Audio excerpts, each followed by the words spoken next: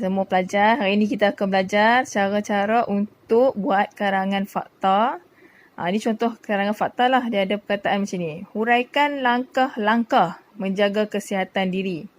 Dia ada kata kunci. Langkah-langkah, cara-cara, faktor-faktor, kesan-kesan. Kalau kamu jumpa soalan yang ada macam ni, maksudnya soalan tu ialah soalan karangan fakta. Langkah pertama, apa saja karangan yang kamu dapat, kamu kena buat isi lah. Jadi, kalau kelas saya mau kamu cari 4 isi untuk karangan. Jadi, karangan fakta ni memang ada 4 isi lah selalunya. Okey, isi pertama, cara menjaga kesihatan ialah sentiasa menjaga kebersihan diri. Isi kedua, selalu bersenam.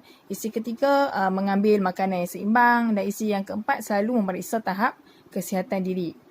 Okey, yang saya tulis warna hijau ni ialah cara-cara untuk kamu huraikan isi. Maksudnya satu cara tu, satu huruf tu mewakili satu ayat. Contoh ayat pertama, kamu buatlah kita perlulah sentiasa menjaga kebersihan diri supaya kesihatan kita lebih terjamin.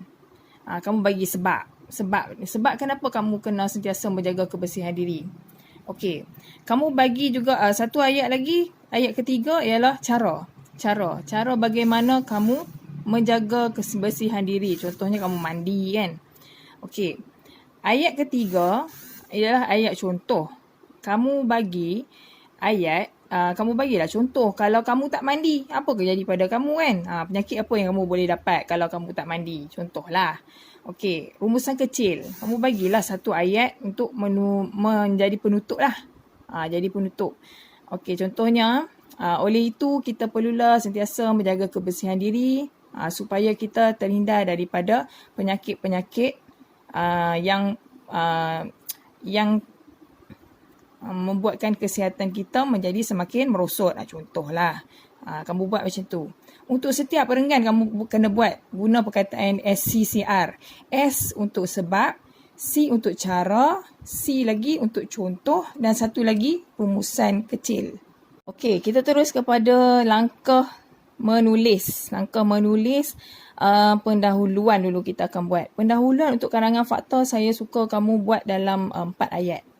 Okey, ayat pertama kamu bagi ayat statement. Ayat statement ni kamu tengok tajuk kamu tadi.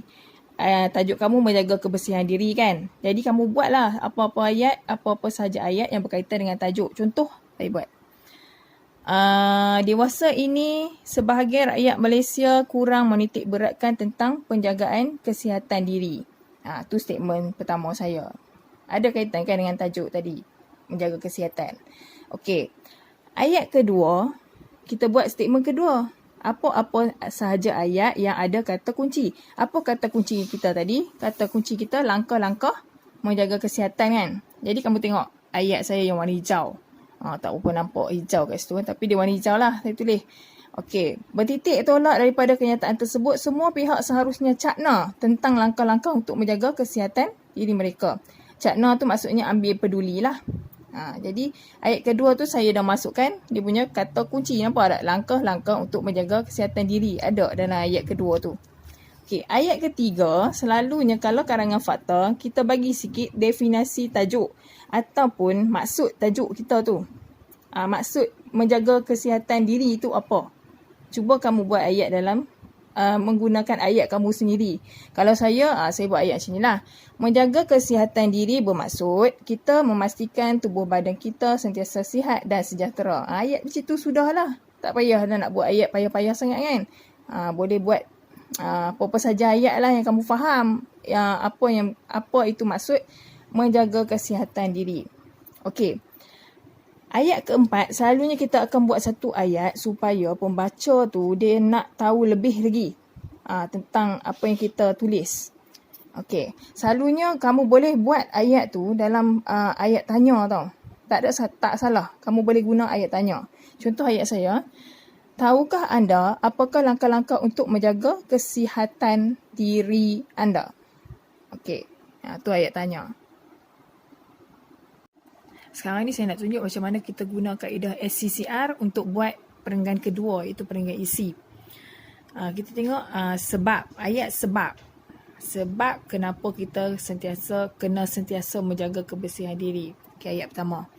Secara umumnya, kita perlu sentiasa menjaga kebersihan diri supaya kesihatan diri kita juga lebih terpelihara. Tu sebab dia. Okey. Ayat kedua, cara. Cara kamu jaga kebersihan diri. Okey, yang warna pink tu. Kita perlu mandi sekurang-kurangnya 2 kali dalam sehari. Betul tak? Kena mandi kan? Okey, ayat ketiga, contoh kalau kita tak mandi, apa akan jadi pada kita? Okey, ayat yang warna coklat tu.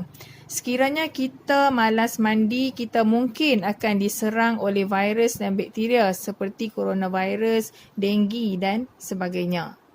Bagi jelas contoh kan kalau kita tak mandi. Apa yang akan jadi pada kita.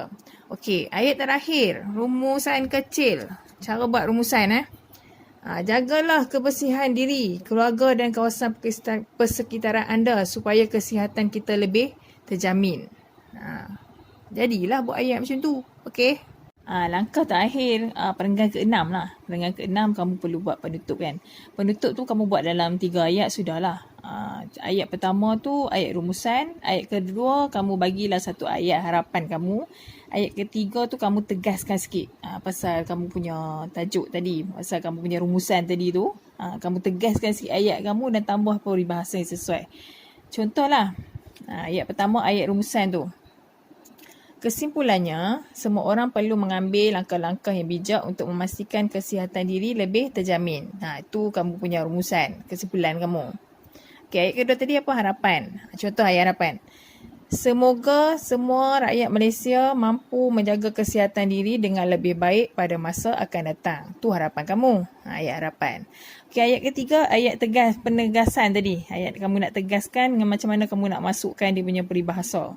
Sebab apa kena masuk peribahasa? Sebab kalau kamu nak dapat markah yang 25 ke atas macam tu, kamu kena ada sikit lah ayat peribahasa ataupun kata-kata mutiara kan. Jadi contohlah saya buat ayat penegasan.